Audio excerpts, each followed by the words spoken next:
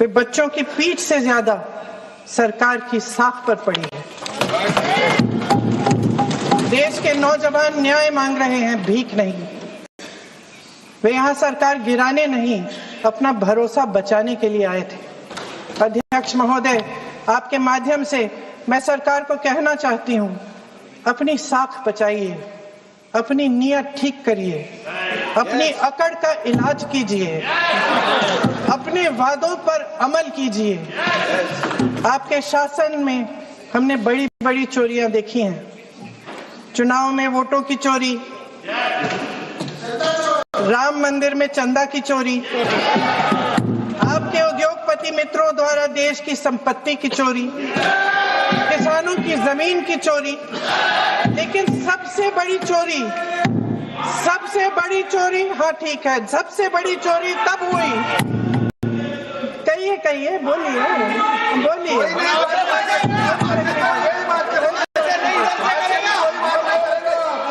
लीजिए, शांति से सुन लीजिए, आपको मौका मिलेगा, आप जितनी भी चोरियों की बात करना चाहते हैं आप कर लीजिए, अभी मेरा समय है। सबसे बड़ी चोरी तब हुई जब देश के नौजवानों के भविष्य, उनके सपने चुराए गए। भविष्य की चोरी, सपने की चोरी किसी भी चोरी से कहीं बड़ी होती है महोदय। अगर देश का युवा निराश हो जाए, अगर देश का युवा निराश हो गया, उसकी उम्मीद टूट गई, तो सबसे बड़ी हार भारत की हार होगी। और हम कांग्रेस और विपक्ष के लोग जान दे देंगे, मगर भारत की हार नहीं होने देंगे। सर, अब तो मुस्कुरा लीजिए, भाषण खत्म। आने से नहीं होगा।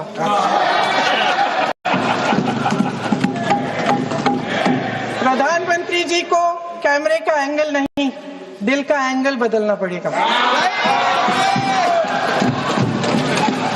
ये जेनरेशन जागरूक है, समझता है, झूठ पहचानने की उसकी अपार क्षमता है। इनका दिल और दिमाग जीतने के लिए आपको सच्चाई पर उतरना पड़ेगा। आपके शासन के चलते इस नौजवान पीढ़ी के साथ घोर अन्याय हुआ है, बर्बरता हुई है। इस सच्चाई को स्वीकार करिए। अपनी जिम्मेदारी से पीछे हटने से काम नहीं चलेगा।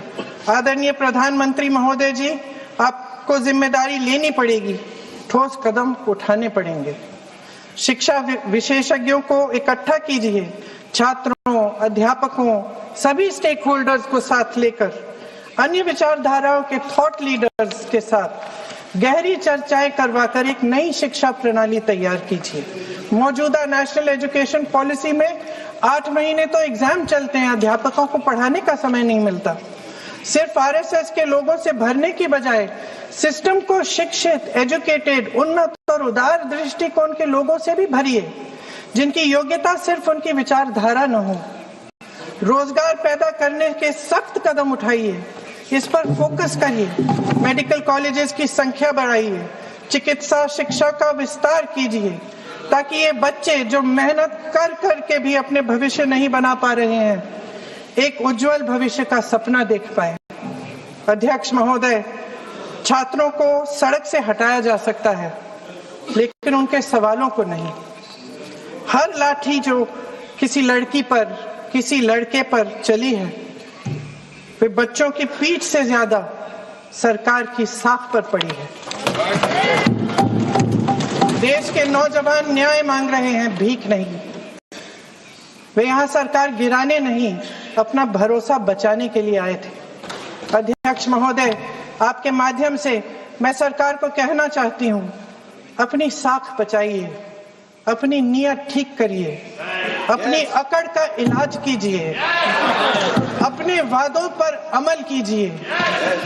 आपके शासन में हमने बड़ी बड़ी चोरियां देखी हैं। चुनाव में वोटों की चोरी, राम मंदिर में चंदा की चोरी, आपके उद्योगपति मित्रों द्वारा देश की संपत्ति की चोरी, किसानों की जमीन की चोरी, लेकिन सबसे बड़ी चोरी, सबसे बड़ी चोरी, हाँ ठीक है, सबसे बड़ी चोरी तब हुई, कहिए बोलिए बोलिए।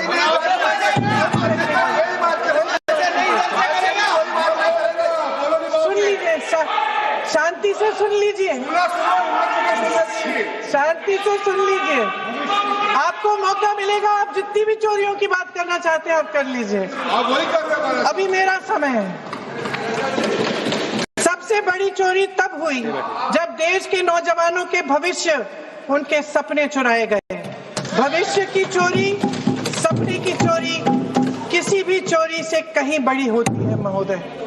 अगर देश का युवा निराश हो जाए, अगर देश का युवा निराश हो गया, उसकी उम्मीद टूट गई, तो सबसे बड़ी हार भारत की हार होगी। और हम कांग्रेस और विपक्ष के लोग जान दे देंगे, मगर भारत की हार नहीं होने देंगे। सर अब तो मुस्कुरा लीजिए, भाषण खत्म।